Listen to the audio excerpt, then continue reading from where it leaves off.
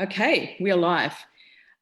In today's Up Spiral Grief, I would love to introduce you to a very dear friend of mine, Steve Lunam. Steve has started a very unusual business called Motorcycle Funerals, and I would love for you, Steve, good morning, Good to morning. introduce yourself to the audience and tell us a little bit about yourself. Give us a bit of your background in the motorcycle industry before we start talking about your business. Well, as Marie said, my name's Steve Lunam. I have a number of businesses, but one of them is one called motorcyclefunerals.com.au. I've named the business after the website, actually, to make things simple. Yeah. So I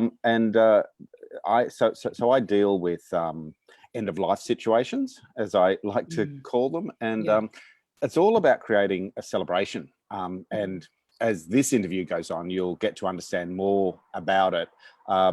Probably understand some of the revelations that I've had over the last 10 or 15 years since I've been doing this. It's quite different, quite unique, and it's amazing that I find that none of my clients, nobody that I deal with ever understands what the final product is going to be before they start, but after it they always come back and say, oh my god, I had no idea it would be like that. I wish we had have done this. I wish we had have done that.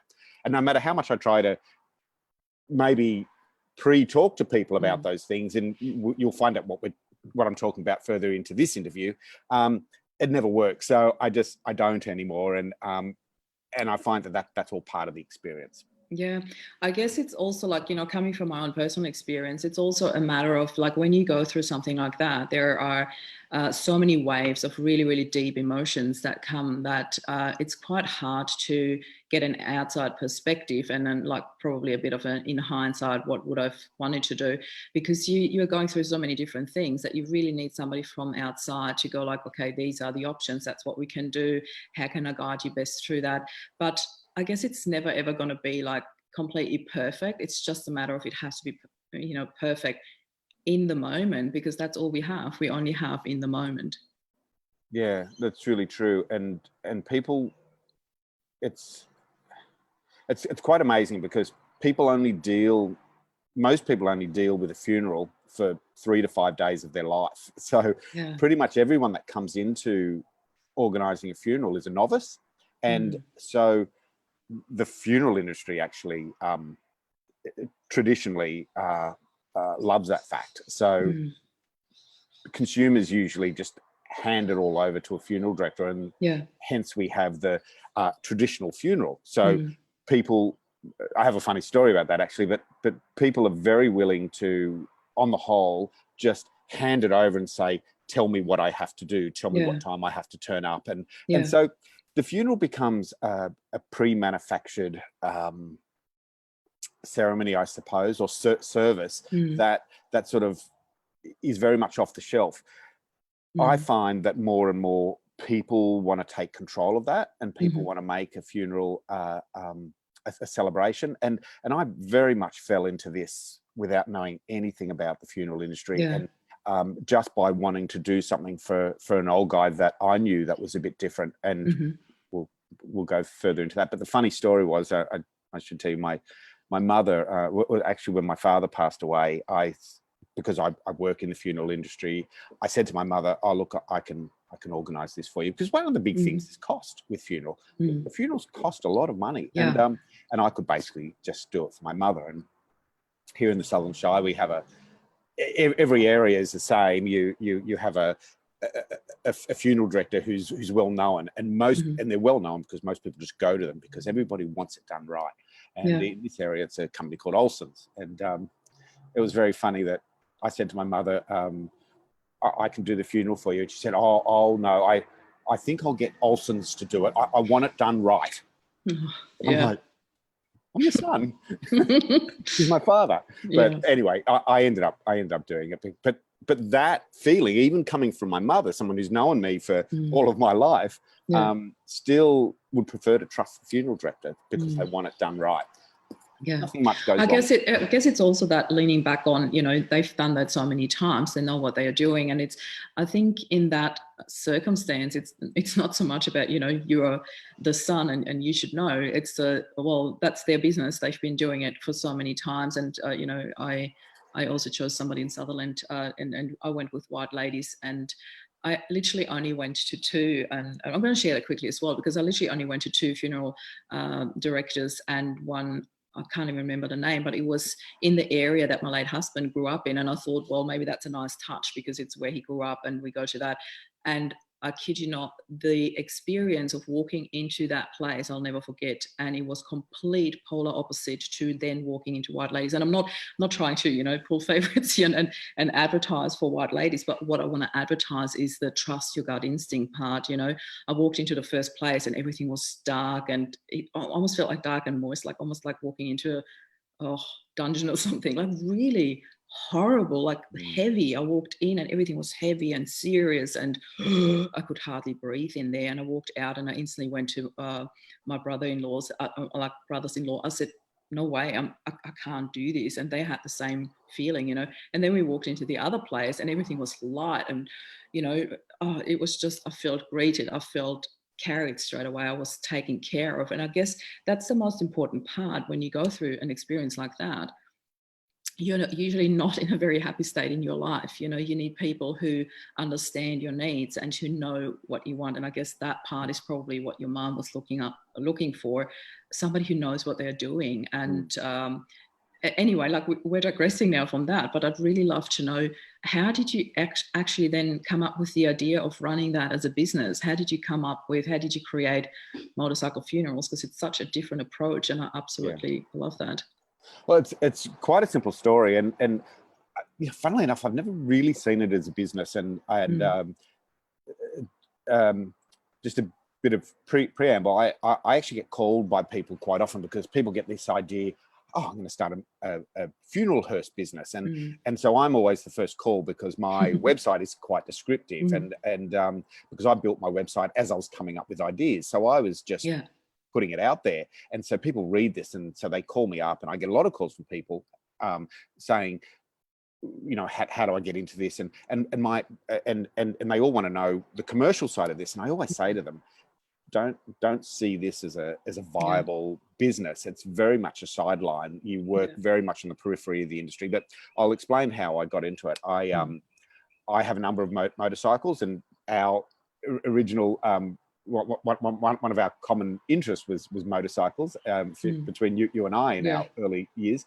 I have a number of motorcycles, and I have a few Harley Davidson motorcycles, and when my son came along in 2004, I wanted to be able to take him to events. I had classic bikes, so old British motorcycles from the 60s and 50s and 40s.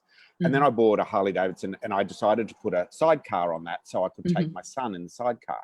And so when you take, so the way a sidecar works is you've got the motorcycle and you've got a sidecar frame, and on top of that you've got a boat or a chair, or anyway, you can unbolt that, and then you're left with a frame. And back in the old days, people used to put tradesmen's boxes on those, or the NRMA used to have a toolbox in a sidecar. Well, so you take that boat off, and I decided, because I was going to a show, I would never display this bike at a show the same way. I'd always change it somehow. I'd change the theme of the sidecar if I was entering my bike into a show, and that was an interest of mine, doing the bike up. So one time I thought, I just got this idea, I'm going to do this as a hearse. I'd never heard of it before, and I'll put a coffin on it. I thought that'd be a fun way to go to a show, just sort of eye-catching. Never really thought of actually doing a funeral with it. It was just a bit of fun.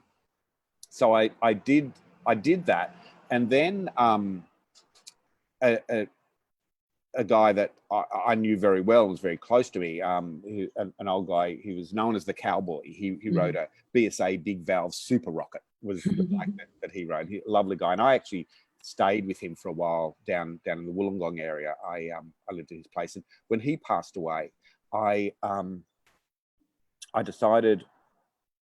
I had the bike there, and so I said to his family, would you like me to take his coffin, or him, to the funeral on the bike, and they said, wow, that'd be fantastic. And Wow. they said, is that legal? It's like chucking him in the back seat of the car. Is that legal? And I thought, well, yeah, is it? I don't know. And what I found is the funeral industry is one of the most unregulated industries there is. And yeah, there's no, as long as there's due care and the funeral director has a duty of care, and as long as there's due care, you can really do anything with a funeral. And so I did that.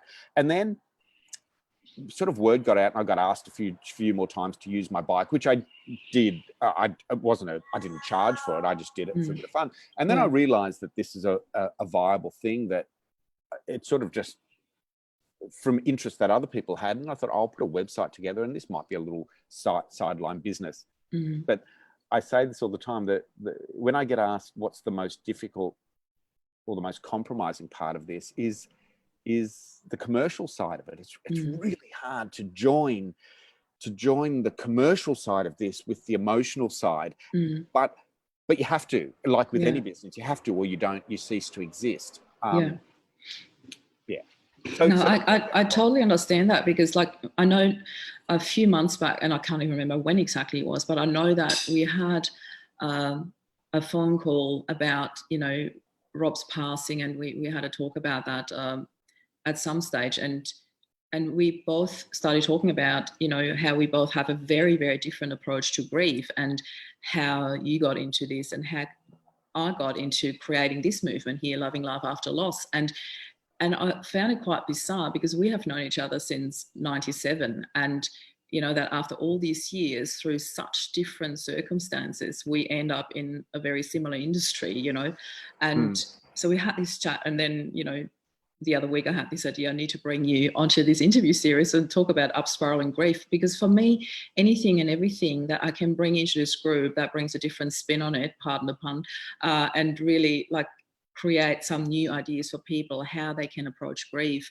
I will jump on that, because I really feel that our society does simply not equip us well enough in how to deal with a loss, and how to deal with it in a beautiful and nurturing and caring and beautiful way, as in bringing hope into somebody's life. The focus is often so on the hurt, on the pain, on the suffering, on the loss, that we forget to actually celebrate this person's life. And I believe like doing something like you do is such a beautiful way of a celebration of life. And I had another chat actually last night after we talked.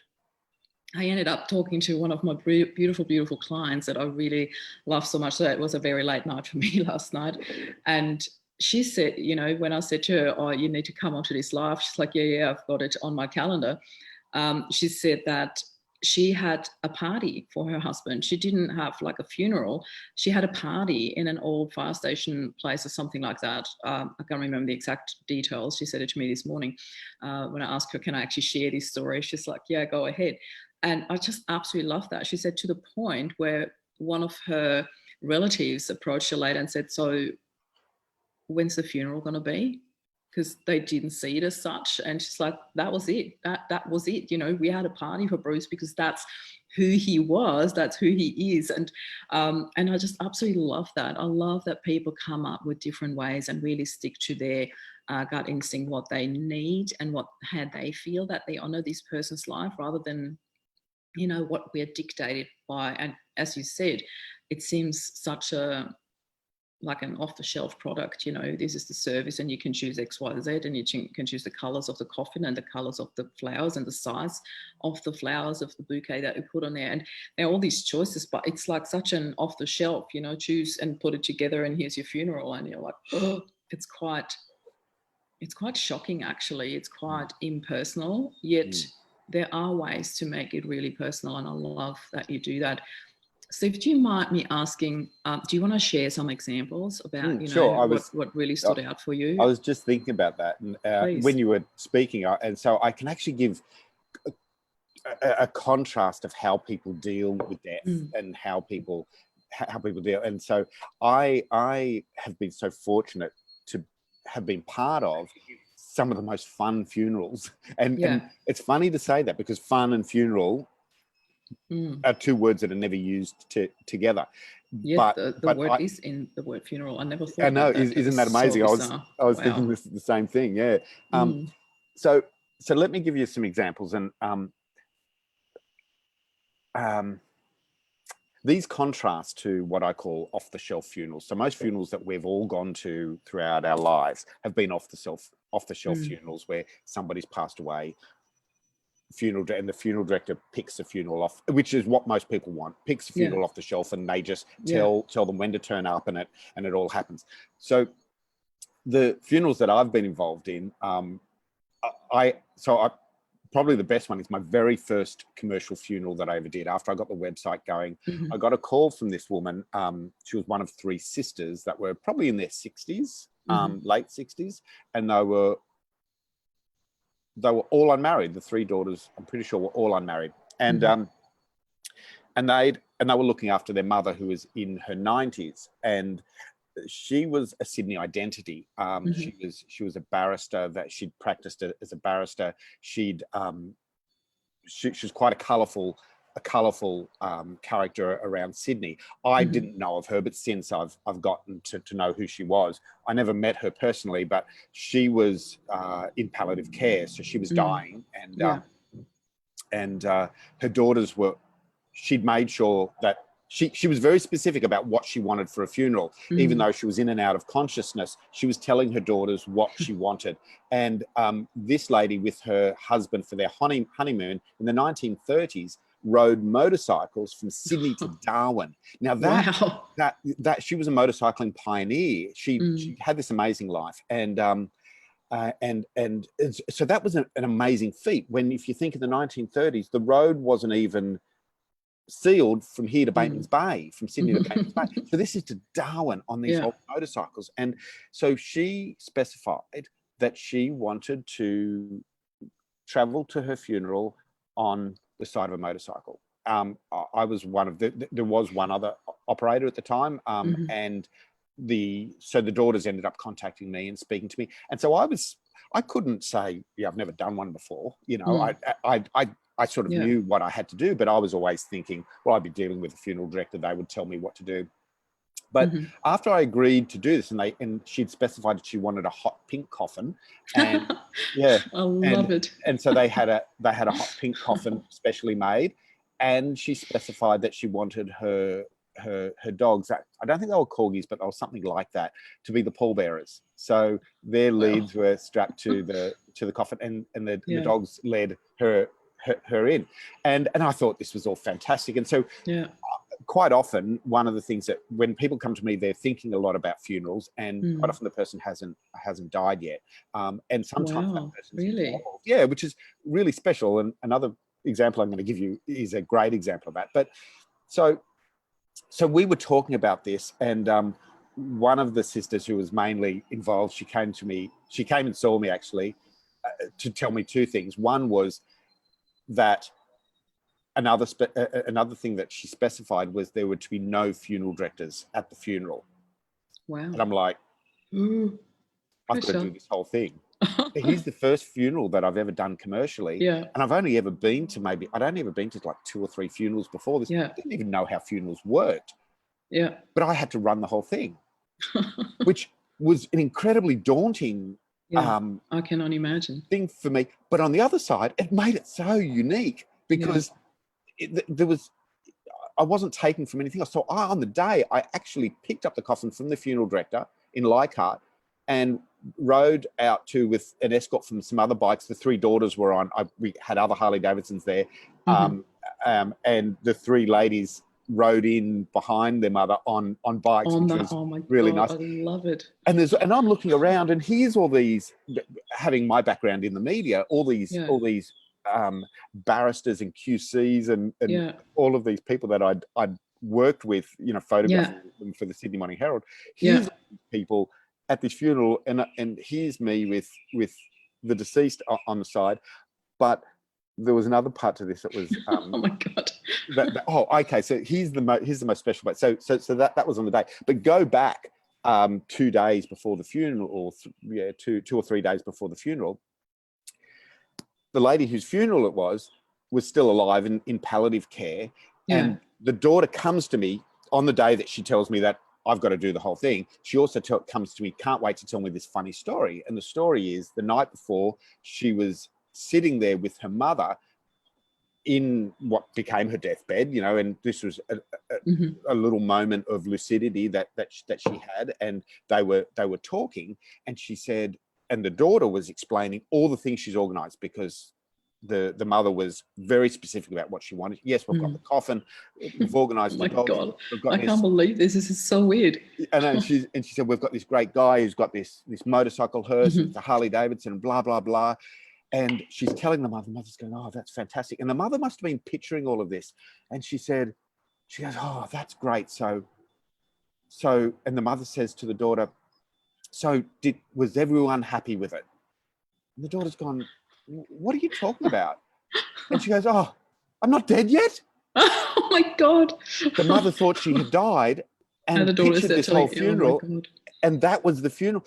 And she goes, Mum, you're not dead yet. She goes, oh, for Christ's sakes. And so the daughter's telling me that she had this moment with her mother, and the mother was so happy hearing about this funeral, and she thought she was telling her about the funeral that had already happened, and she was dead, and she's talking to her daughter, and she goes, oh, you're not dead. She says, oh, for Christ's sake. Anyway, that night she passed away, very happily. She knew exactly because she was ready. Like, everything was organized for her, so she's like, okay, she was ready. This. So the very first funeral I ever did was a party, you know, and and it was fantastic. So, you know, and another funeral that I've organized, I started organizing it funnily enough, I was looking for an email that I want to share with you, and I came across the original email that this lady sent to me, a lady who was dealing with terminal cancer in 2014, sent me an email just explaining that she's going to die and she's ready for death, but she wants to plan her funeral. And so we spoke at length about this, and we met with her daughter, her son and daughter-in-law, who were very against the idea of a mother being somewhat obsessed with death. And she just said, I don't want anyone else to deal with this. This is my final hurrah. And she said, I want it to happen the way I want it to happen. So in 2014, we met in a cafe and we laughed and talked about all these different things, and you know, funeral bloopers, and you know, all of these things. She outlined exactly what it was. This was in 2014, and she communicated with me a few more times. And I saw that 2014 email just last night when I was researching this interview, and I realized she's still one of my Facebook friends, and we speak, and she likes when I put photos of my son on Facebook, and she's still alive, and she still can't wait for a funeral, and she's very excited about it, because she's accepted death. She knows that she will die. It's everybody else. As she says to me, it's everybody else that's sad. You know, I know my life's coming to an end.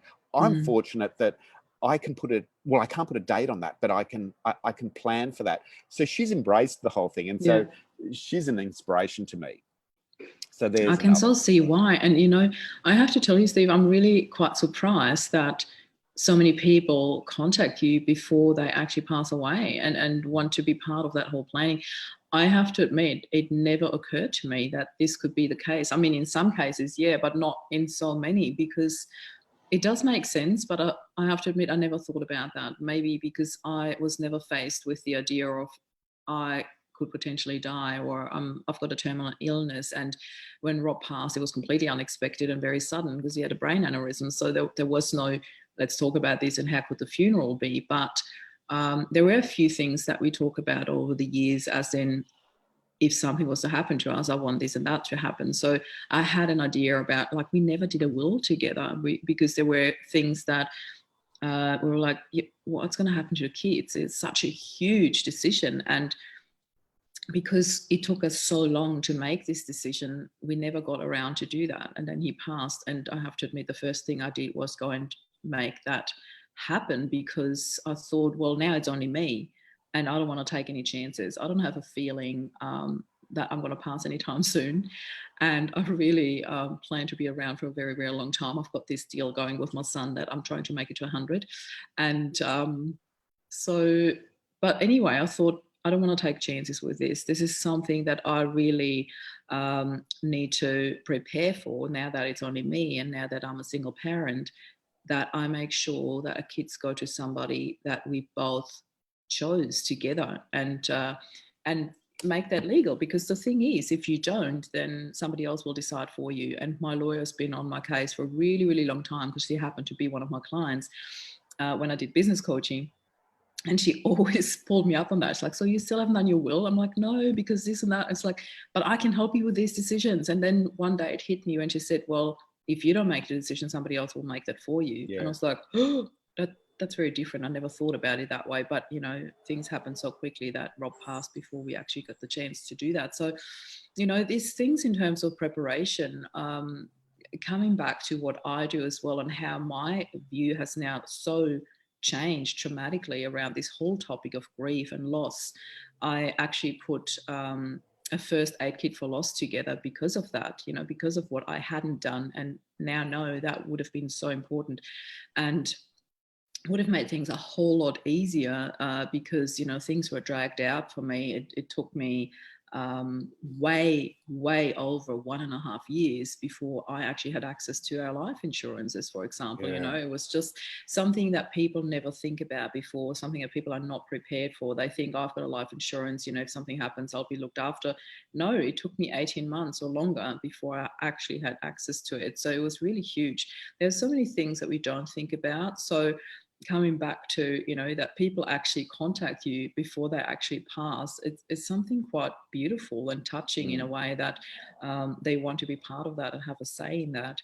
And speaking about, you know, things that we don't expect, do you mind sharing, like, you know, the highlight, the low light end of those things? Because in the business, in the industry that we are in, when it comes to loss, me, for example, and I guess you would be quite the same around that, I really had to learn very quickly when I started this movement to keep the outside perspective, to be on the outside so I can hold space for people, so I can guide them, so I can be there for them and support them best. Because when you get dragged in emotionally and really attached to that, it's so much harder to help them. You're actually in that suffering and that pain with them, so you can't really help them or deliver that service that you do.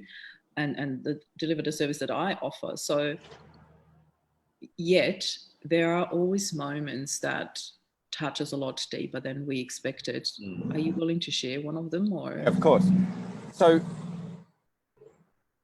it's interesting, you know, this series that you're doing is about up spiral, you know, and so it's about looking at the other side. Most people look at death. Even the word death is sort of like a down word, you know. And my experience, because of what I do, is I see a brightness and even the most depressing funerals that I deal with, which is usually a young person, usually an accident, a sudden death, is just, there's such a veil of misery around it.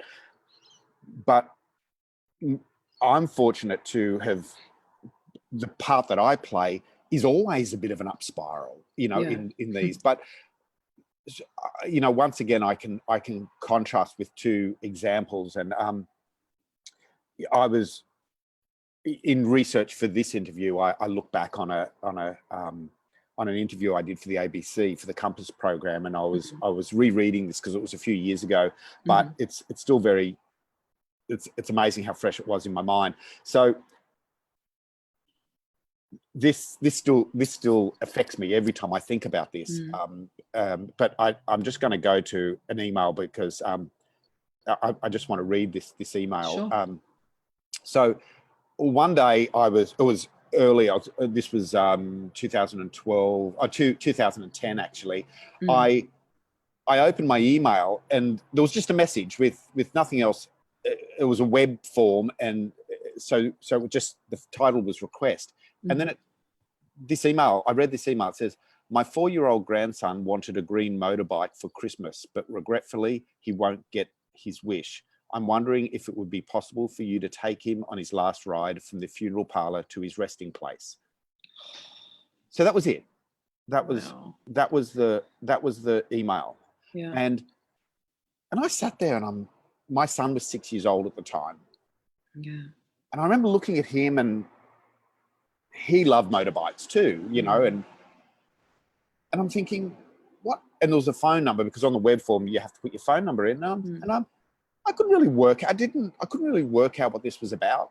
So I rang the phone number, and I was actually thinking when I started reading it that, because sometimes people mistake what I do and they think I do motorcycle rides, because people have a trouble making a connect between funerals and and I rang this lady, and so as it turns out, she was the grandmother. It was her son's child, and the little boy was abandoned by the son and his daughter.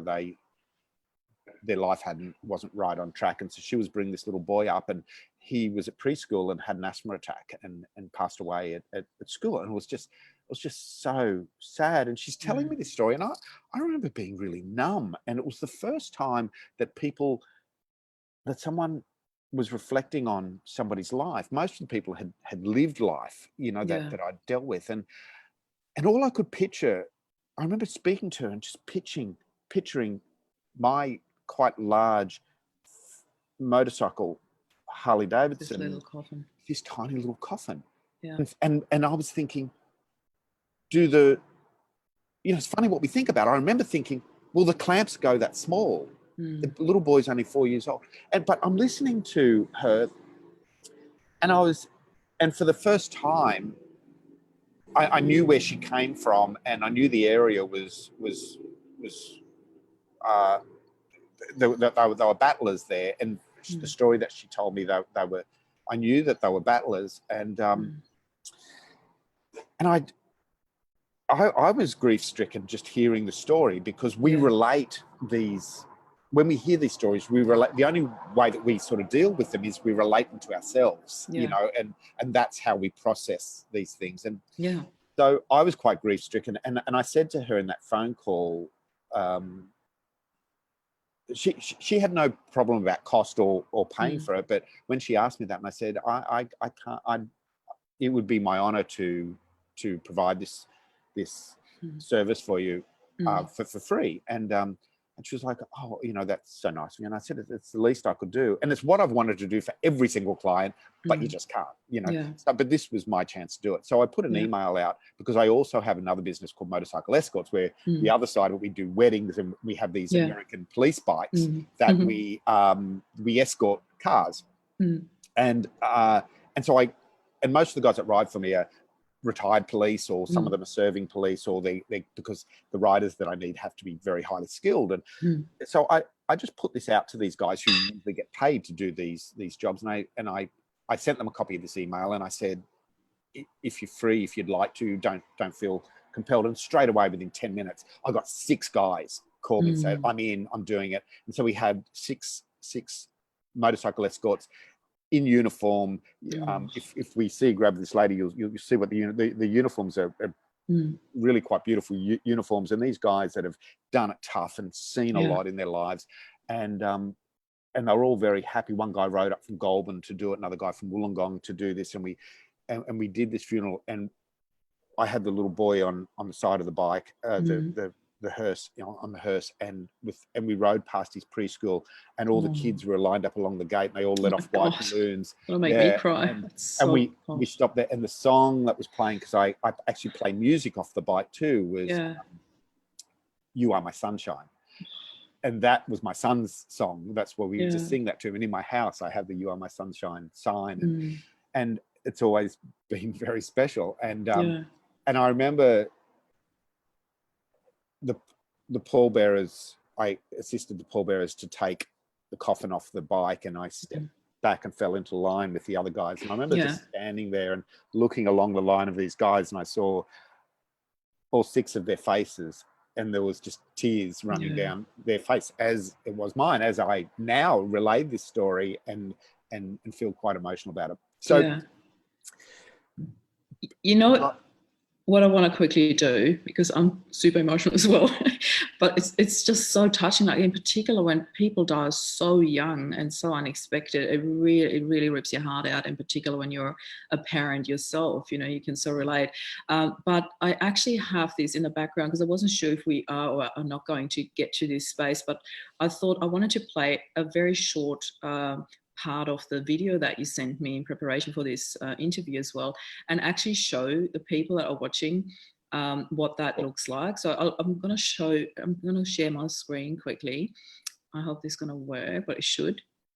And just play a few seconds so people can actually get an idea of what that looks like. So let me just move that away, and here it is.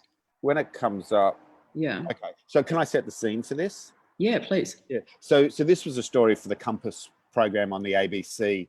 They were doing a series called Faith and Funerals over 8 weeks. They dealt how Australians deal with death. Yeah. And they decided to do. They saw my service as quite unique, and so they asked.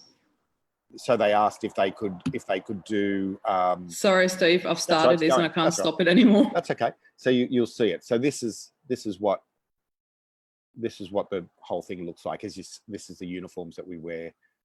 So it's not a bikey funeral. There's no audio with this. It doesn't matter that there's not.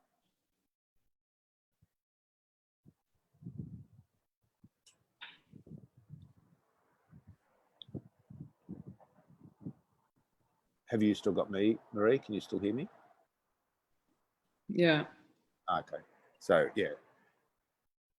And you'll see one of the escort bikes going down. So I don't know. It seems like I'm playing this like.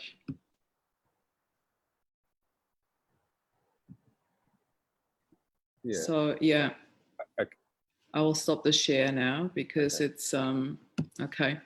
All right. So yeah, that funeral was it's Vietnam. Still going in the background, Joe. I don't know what I've done now. Hold on. Okay. Could you hear audio from that? I couldn't hear. Hold on.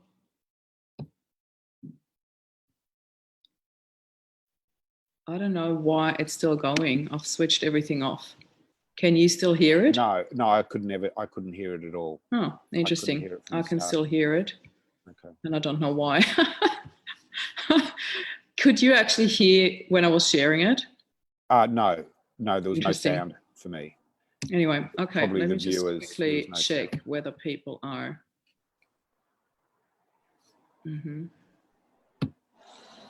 There it is.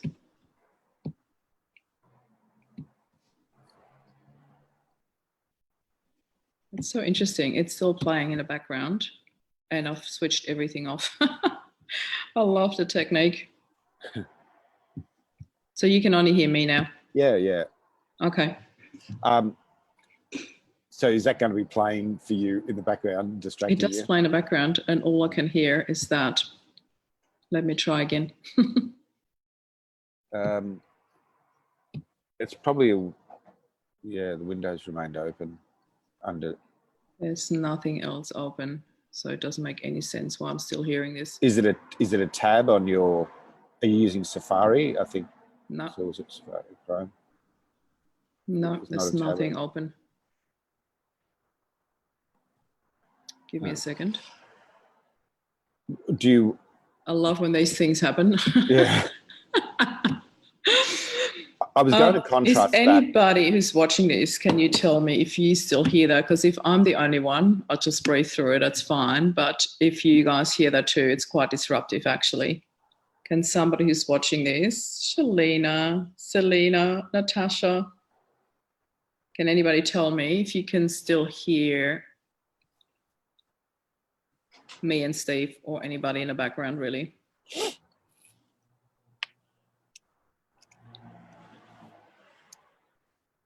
Okay.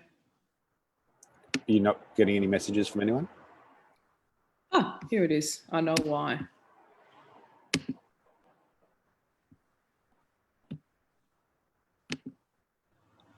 I've done it. Yay. You know what happened? It played simultaneously in the message where you sent me the YouTube link yesterday. Okay. I didn't see that the message was open. Anyway, we are back. Yay. I hope everybody got a bit of a glimpse of that. But if you're okay with that, Steve, I'm actually going to share the whole video of that ABC series where you were interviewed so people get a bit of an idea. Sure. How that really works. It's such a beautiful... Well, when people see that, I'll give you some background. About the week before that, I did, well, it was actually two weeks before that, I did another Vietnam vet's funeral for the Vietnam Veterans Motorcycle Club. Yeah. I did a funeral, and the chap that was in the coffin on that bike, he was an ex-SAS soldier, and had a pretty eventful life, and he Yeah. was at that previous funeral 2 weeks before, and he was looking and he made the comment to his mates, when I go, this is the way I want to go. And during the next week, they were on a ride with the club, and he came off his bike around a corner and was killed. And I was Wow. back 2 weeks later doing his funeral. Wow. And I'd spoken to him two weeks before, and he was just in awe of the whole thing. And so we went into that funeral. There was two sides to his life. His family were very military. They had a long lineage of association with the military, and he was a sergeant. He was quite high ranking anyway, and a lot of his family had histories in the military. So, but his other life for 16 years after he left the army was with motorcycles. So he sort of, like a lot of those Vietnam vets and a lot of those guys did, he sort of got into the leather and chrome, or leather and iron, and so he went into his funeral on the side of the bike and then came out with full military honors, and it was quite amazing. So if you do get to see that, you'll see. Yeah, I'm going to share it, because the weirdest thing is, like, I saw it twice and heard it overlapping, and you talking in the background. I'm like, whoa, what's going on? And I'm getting all these comments, I'm watching you. I can only see you and Steve, nothing at all, just you two. So none of our watchers actually saw the video clip, but I heard it twice and you talking. So it didn't sorry work. for that. It obviously didn't start really well, as in live streaming to Facebook and sharing my screen. So I'm going to just share the link that you sent to me, because it's like only like under 10 minutes to get a glimpse of what you do. And it's a really beautiful interview, and that story is shared in there as well. So after our interview, I'm actually going to share that link in the comments below. So it gives you an idea when you watch that too, that that funeral incorporated his passion and his love.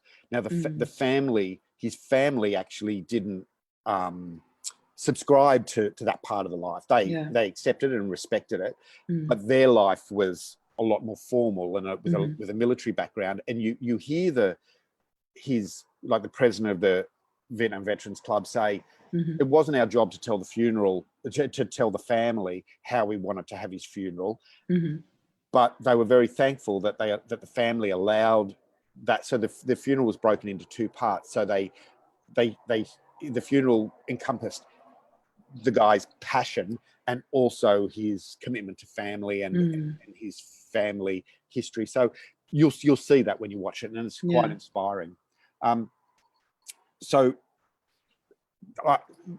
Once again, another contrast in stories that you saw that one that was sort of quite formal and all the rest. And I was going to relay to you another funeral that was for one of my best friends. It was his father's funeral. He came to me and said, Dad's passed away, and I knew Phil very well. And he said, could you do his funeral? And it's always a great honor when people ask me to do that. And quite often I just look after the whole funeral, and I celebrate the funeral, because funerals aren't like weddings where you have to be a registered celebrant. Anyone can be a celebrant. A funeral is actually just a special event. It's just like organizing an event. People become event organizers, and funeral directors are event organizers, and it can be whatever you want. So anyway, I organize. So Phil had a colorful history. He was in his 80s when he passed away. He was the character, the tightest guy you've ever met in your life. They were battlers, lived in Botany on Botany Road. He and his brothers were all members of the council. They were garbos. That was their career. They worked on the garbage truck, and their father was once the mayor of Botany. And Dot, his wife, was still alive, and she's in her 90s now. And so I went and saw Dot, and I got stories, and his three children who are all over 50 or over 60 now. And I got all these stories and from what I knew about Phil. And a couple of things about Phil was there was no way he was going to pay for a beer that he wasn't part of. So we knew that Phil had to be there for the wake. He wasn't going anywhere while people were still drinking on his dollar. And Phil's favorite food was Garlow's pies. There was a Garlow's. The original Garlow's pies was in Botany, and every Wednesday Garlows would give the Garbos their lunch. He would give them pies, and they were probably usually sort of the overs, or I'm not sure what the story was, but they would get lunch and they would pull up. And this is one of the stories we told in the at the funeral, and the whole because he was such a character, the whole funeral was just stories about him. So just to set the scene, and this is an example of the fact you can do anything you want with a funeral. Funeral directors sometimes won't tell you this, but you can do anything you want. So in Botany, there's a park called Arthur Park, and this guy's name was Phil Arthur, and his father was the mayor. And the back in the 50s or 60s, and the park was named after his father, Arthur Park, and Arthur Park was reasonably sort of overgrown at this time and not really well kept. And I knew about this park, and I said to Dot, his wife, she said, "Oh, he wasn't a very religious man. I don't know where to do the funeral." I said, "Why don't we do it in Arthur Park? What a great place." And she said, "Can we do that?" I said, "Why not? Let's go and see the council." So we went up to the council and said, blah, blah, blah. You know, they had a long history, and the grandfather's pictures up on the wall. And I said, "Could we do the funeral there?" And they said, "Yeah, of course. That'd be great." So they sent all the council guys down, and they mowed the lawn and did it up. Nice. We put a marquee there. We set up a marquee. So he was very proud of his. He basically was born, worked, got married, lived. They lived in the same house pretty much all their lives, and the house is still there, and the mother's just gone into care. But so one of the stories we told was the guys would take the garbage truck around to Garlow's Pies, and they would give them their lunch, and they would always go and park on the corner on the side of Botany Road, just near a bus station, a bus stop, and all the old dears would file out of the RSL club or whatever, and they'd be sitting in the bus stop, and the three brothers would be sitting on top of the old garbage truck where you used to throw the bin up, and there was a cage, and they'd empty it in manually. And the three guys would be sitting on the top of the truck and on the cage and eating these pies, and the old dears would be sort of looking up at them, and they go, and they'd say in a loud voice, "Don't know why they threw these bloody things out. They taste fine to me," you know, making out as if they'd pulled them out of the garbage and eating them. But so I love it. After the funeral, we decided not to take.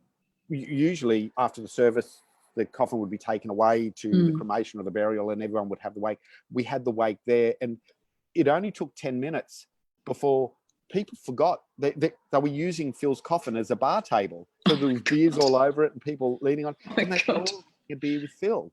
Yeah, it was just the most fantastic thing to say, and people walked away and went, "That was amazing." You know, that was such a great experience to have him there, and that's Phil. There's no way that he wouldn't have wanted. He was always asked to leave a party, and he was to leave that party.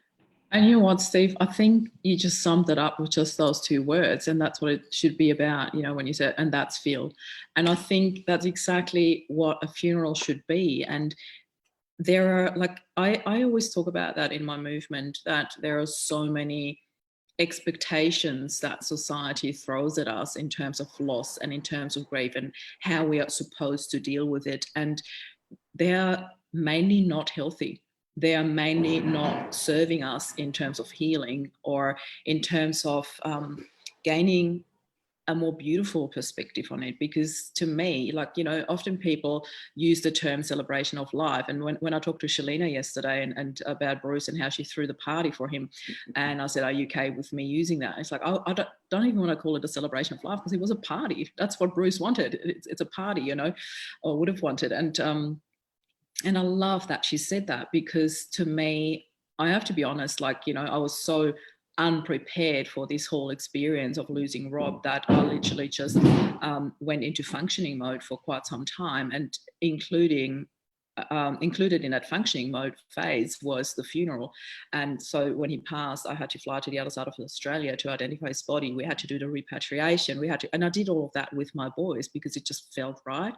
I didn't think about whether it is or isn't right. I just trusted my gut instinct because that's all I had. But it was so important for me to have that, and to have that as my guidance. So when the body got finally repatriated, because it took a while for them, they had to do extra tests because it was so unexpected. And they did find something, the specialist came in, found something. But to cut a long story short, when we finally were allowed to do this funeral, I went with a couple of things that his family wanted, i.e. I was not prepared for a viewing at all. To me, I felt like the boys and I said our final goodbyes there and then in the mortuary, which was a most beautiful and really deep, touching experience. I'll never forget that. And I never thought that's what it could be.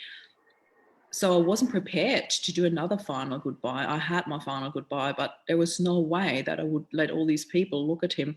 But, you know, coming from an Italian background, that's what they do. And I didn't want to say no to that, because it's not my right to say you can't see him anymore. It's your son. Of course, I said yes to that. And very different circumstances, you know. And then I thought, okay, we've done that. And then we had our final goodbye. And the boys were part of that, putting the lid on the coffin and covering it up. And I felt like it was so important for the closure to do that final thing for their dad. It was so touching. Then we had the funeral, and I have to say the eulogy, like that his siblings have written together, and they got one of the cousins to read it at the funeral. There was so much laughter in the room. It was really like there were 500 plus people in a midweek funeral, and there was so much laughter in the room. And then I shared my message, and my message was all about love and connection. I wanted people to take this away from that, because they always said, you know, Rob and I had such a special bond. And I wanted to talk about love and connection, not about sadness and bitterness and loss. That was not what we were there for. And then we went to the wake, and it was so unexpected for me, but there was so much laughter and so much lightness and so much like literally celebrating his life, that I thought, this is what it's supposed to be like. You know, I felt that so deeply. I thought this is what it's supposed to be like. You want to honor that person. We had pictures running everywhere, you know, of happy pictures of him, and little video clips of him coming out of the water with his seaweed wig and things like that, you know, like really things that make me laugh and make me cry. And it was just beautiful. And I feel like what you do brings something so different and so happy and light to something that is actually quite, quite unexpected for a lot of people, you know, and it's such a double-sided sword, really, in the funeral industry. I feel a little conflicted whether this is totally a personal opinion, but it's something that I say. I tell people quite often, I probably haven't said it publicly, but I think it's okay to say that what we see as a traditional funeral, what we call a traditional funeral, is actually the product of an industry. It's not what we see as a traditional funeral came from, when you break down the traditions of funeral, it came from those places, but what we see in everyday funerals is what makes funeral directors money, you know. And I hate to say that. So people see it as the way it should be done, but that's being dictated by an industry, because that's the most efficient way to do it. Now, there are a lot of funeral directors out there now that are encouraging people to input themselves, but there are a lot of funeral directors out there too that make out as if, oh, this is the way it has to be done, because that's the way they can get 3 funerals done a day. They can't do it any other way. So I suppose most of the people that we're talking to today have already been through the experience, but one of the pieces of advice that I give to people is that you can do anything you want with a funeral. You don't be dictated to. And if a funeral director tries to shoebox you, is that the right word, to say this is how it's got to be done because of these regulations and those regulations, there are no regulations. The funeral industry is one of the most unregulated industries. In fact, the industry is trying to regulate itself, but the regulatory bodies are saying, we don't get complaints. Nobody complains about a funeral, because they just want it sort of over and done with. But if anyone is going, it has to go. Or they enjoy how it's been done differently, you know. So you know, there's certain things, you know, I once wondered I used to wonder why funeral hearses had glass down the side. You see the coffin going through. And after getting into this industry, I sort of delved further into why we do certain things. And the tradition was our society has sort of done away with the cortege, and that final journey, where now it's very easy for funeral directors you turn up to the chapel, the coffin's already there, you do the service, and then the coffin goes away into the cremation, and that's a very efficient way of doing it.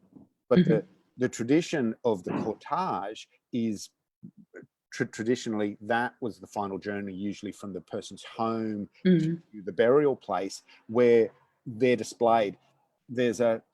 We in our lives have three of the most special days of our life. For most people, it's your birth, the day you join with somebody else, your marriage, or however you join with somebody else, and death. They're the 3 days that are all about you and about nobody else. And it's amazing. Birth is just happiness. You know, in most cases, you are the most special person on that day. Everything's about you, but we don't get to experience that. And then your marriage, it's a celebration that you organize yourself, and that's for most people their first foray into event planning, and they spend months planning that, and that's a celebration. And then that last celebration, in most cases, other people are planning that for you, but it's another day that if you look at it, we all remember the trip home from the hospital with our child. We all remember sitting in that car with your father or whoever's giving you away, going to your wedding, and we all and then the last day is that funeral cortege where you're in the coffin, and that's why the coffin's displayed. It's the day traditionally that your community farewells you, says goodbye to you. And that's where once again the funeral hearse becomes, because it's all about the cortege, and I wanted to bring that back. So that's where that came from. And it's really beautiful. I really love that you have shared that with us, because, you know, I remember, my dad passed away long before I met Rob, so he couldn't give me away at my wedding. My brother was there to give me away, but we did the complete untraditional thing. Like, we drove to the wedding together, because we've been trying to organize a white trike to drive us to the wedding. Really? And believe it or not, we could not find one. There were only 2 around in Sydney.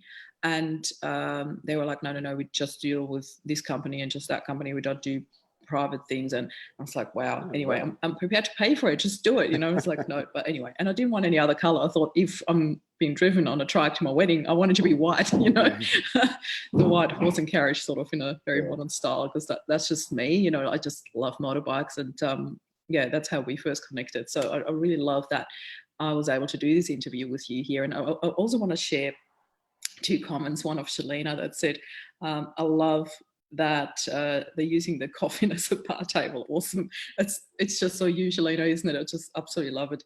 And Heather said, same, I want a party for mine as well. So yeah, we know that. Heather, I hope you're with us for a long time. But definitely. It's just so beautiful that when you actually talk to people about that, most people would say, yeah, I want a party. They wouldn't say like, I want that boring, traditional, off the shelf sadness. Sorry to box it in that way, but that's how it feels to me. Most people would say, no, I want people to celebrate my life. I want the music blaring. I want people to come and celebrate. I want, colors. And there's still a lot of people around that feel that it's inappropriate, or it's not honoring the person if you don't wear black. And I kind of found my own little stand through that when I went to the funeral, that I didn't go for black, I went for charcoal. And I wore a bright orange scarf, because it was like my statement. That was me. And I kind of found that middle way, because orange was the color that we had for our wedding. Everybody came in red and orange, and we were wearing white, so that was our theme. And I'm like, okay, so we had the red and orange flowers on a white coffin. I just wanted to carry on with that, because that to me was celebrating the love that we had. And it's just another statement that everybody needs to find their own unique way to do that. And I believe the more choices we have in that, the more beautiful it is, and just honoring the person for who that person was and what they wanted, rather than boxing them in, pardon the pun again, into something that was probably not them. So yeah, well, I will need to wrap this up, because we're a little bit over time, but I kind of expected that, chatting to you, which is beautiful. I just want to thank you so much for your time, Steve, and especially for sharing these beautiful ways of how we can actually make that a beautiful celebration as well, and a beautiful way, have people have their final, what do you call it, actually, their final walk? You can't really call it that. Well, it's your final farewell, you know. Yeah. It's the, I don't know, it's I don't, it's something different to everybody, because it comes down to what you believe, and you know, how you deal with death, and the beyond, as people call it, and that's unique to everybody. But this, my thing is, one of the questions that I got asked with the ABC interview, and I just read this last night, I'll just quickly share it, was, if you had 1 week to live and you knew you were going to die in a week, what would you do? And I thought about this, and I know the answer that they were thinking, you know, would I go on an overseas holiday? Would I do this? Would I do that? And is that censored? Sorry? No. Do I have to censor that part? No. Well, you know me so well. I can't believe you said that. Sorry. But my answer to that, I was actually going to try and find, but I'll try to, and I saw this last night and I'd forgotten that I'd written this. But my answer to that, which I was quite amazed at, that I'd written this, was I would spend that time writing my own eulogy. And I read that first. Really? I read that first line, and I read, and then I wondered why I said that. And this is so true. I wrote, I would spend that time writing my first eulogy. I would seal it, and I would give it to somebody to read at my funeral after the eulogies that other people had prepared, because I'd be interested to know how similar their eulogy would be to my eulogy. And if they were worlds apart, then I probably didn't reach my goals. I didn't portray myself as I thought I had. But if they were very similar, if those two eulogies, if people saw me the way I wanted them to see me, if those two eulogies were similar, then for me, I believe that I led a good life, you know, a fulfilled life, because I reached my goals. Yeah. So, you know, and that comes down to, so it's sort of all about having a funeral that it's a cliche, but celebrates the life, not about what's going to happen afterwards. Yeah. It's about life, not about loss as such. But thank you so much for saying that. We need to make a balance there. But yeah, that if you make your funeral about life and not about loss, it's a great way to that should be a slogan. Celebrate that. Yeah. Make your funeral about life, not loss.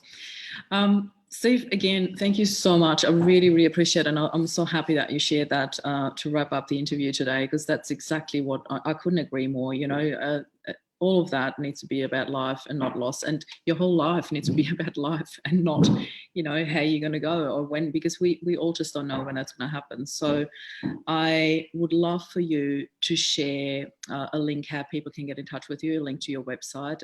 And, you know, if that's of interest for anyone, of course, as you said, you know, most people in this group would have had the funeral past them already, but also, unfortunately, it will not be our last loss. That's the one thing that we will have to deal with for the rest of our lives. And we may as well make that a more positive way. So I really love that you shared that with us today. Thank you so much for your time, for your input, for your stories. And I will be sharing the ABC story in the comments below. So if any of you has any comments or questions for Steve, please, you know, you can post them in the comments. Steve's in the group as well now, so he can get back to them himself. You can tag him in that, Steve Lunam. And I bid you a fond farewell. Thank you so much for joining us today. Thanks, Marie. Bye. Bye for now.